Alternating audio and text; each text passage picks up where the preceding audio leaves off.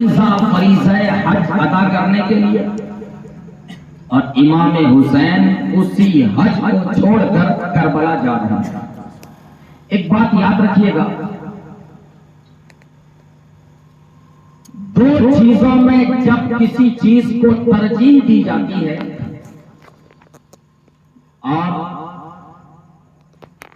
ایک کے مقابلے میں دوسرے کو اختیار کیا جاتا ہے، تو اس کا مطلب ہوتا ہے کہ وہ اس سے کہیں اہم اور اتم اور اعظم ہے نا؟ اچھا، اب حج کو چھوڑ کر امام حسین کربلا جا رہے ہیں، مطلب یہ ہوا کہ کربلا جانا حج کرنے سے زیادہ اہم تھا، تبھی تو جا رہے ہیں۔ اور میں ذرا اس جانے کی کیفیت کو آپ کے سامنے ایک روایت کی روشنی میں رکھ دوں، پھر میں آپ کو پیچھے لے کر پلٹوں گا۔ حضرات محترم، یہ فرزدق شاعر ہیں، اہل بیت کے محب، بہت زیادہ محبت کرنے والے۔ یہ کہتے ہیں کہ میں اپنی ماں کو لے کر حج کے لیے مکہ کے اندر داخل ہو رہا تھا، تبھی میں نے امام حسین کو اپنے جانثار کے ساتھ اپنے چاہنے والوں کی جھرمٹ میں مکہ سے باہر دیکھا، تو میں نے پوچھا، ما اعجلک عن الحج؟ میں نے کہا، اے نبی کے نواسے، ذرا یہ تو بتایا جائے کہ اتنی بھی کیا جلدی ہے؟ حج کا وقت آ گیا، احرام باندھنے کا وقت اور لمحہ آ گیا، اتنی بھی کیا جلدی ہے کہ آپ حج کو چھوڑ کر ادھر کا رخ کر رہے ہیں؟ تو آپ نے فرمایا، لم اعجل لاخذت۔ اب میں اس کا ترجمہ نہیں کروں گا، اب چلیں آپ پیچھے۔ معزز سامعین، اس کا ترجمہ میں آگے چل کر آپ کو کرتا ہوں اور پھر پوری روایت آپ کے سامنے رکھتا ہوں۔ حضرت امام حسین رضی اللہ تعالی عنہ کو سب لوگوں نے روکنے کی کوشش کی، حضرت عبداللہ بن عباس، حضرت ابن عمر، حضرت ابن الزبیر، یہاں تک کہ نائب مکہ کے ذریعے سے سوچ لگایا کہ کسی طرح امام حسین کو روکا جائے، حتیٰ کہ جب امام حسین نے، ایک دوسری روایت میں آیا کہ جب آپ نے لوٹنے سے انکار کر دیا تو اس نائب مکہ نے جو عمرو بن سعید ہے، اس نے یہاں تک کہہ دیا، اے نبی کے نواسے، آپ نبی کی امت میں پھوٹ ڈالنا چاہتے ہیں؟ جب ایک کلمہ پر سب لوگ جمع ہو گئے اور سب کا اتفاق ہو گیا، آپ پھر بھی اکیلے الگ ہیں اور آپ اکیلے نکلنا چاہتے ہیں، تو آپ نے ایک جواب دیا اور آگے بڑھ گئے۔ آپ نے فرمایا، لی عملی ولکم عملکم، میرا عمل میرے ساتھ ہے اور تمہارا عمل تمہارے ساتھ ہے۔ آپ نے دوسری روایت میں یہ آیا کہ آپ نے انہیں جواب دیا،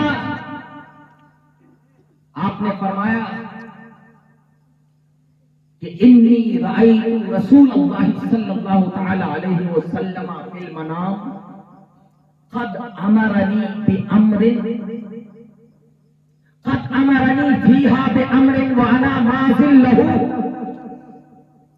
آپ نے فرمایا، دیکھو، میں نے خواب میں رسول اللہ صلی اللہ تعالی علیہ وسلم کی زیارت کی ہے اور میرے آقا نے خواب میں مجھے ایک بات کا حکم دیا ہے اور وہ بات میں کرتے رہوں گا۔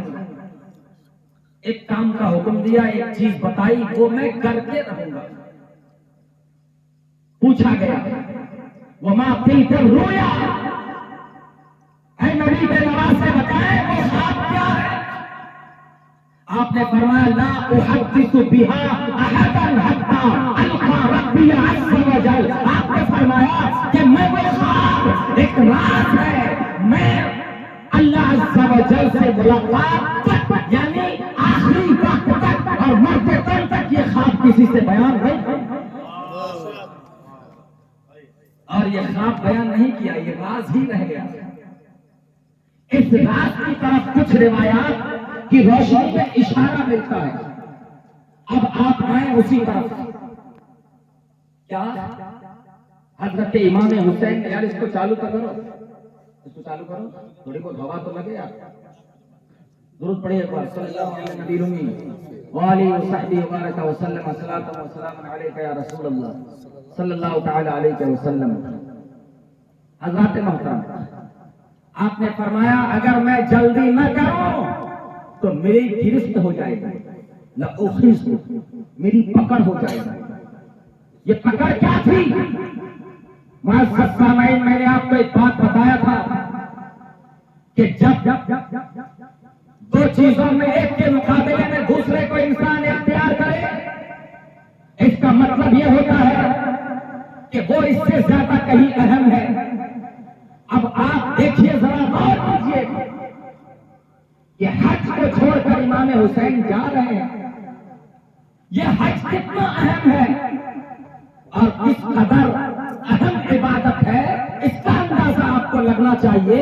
پھر جا کر آپ کو پتا چلے گا کہ جس کی طرف اس کو چھوڑ کر امام حسین نے رخ کیا وہ اس سے کتنا زیادہ اہم ہوگا.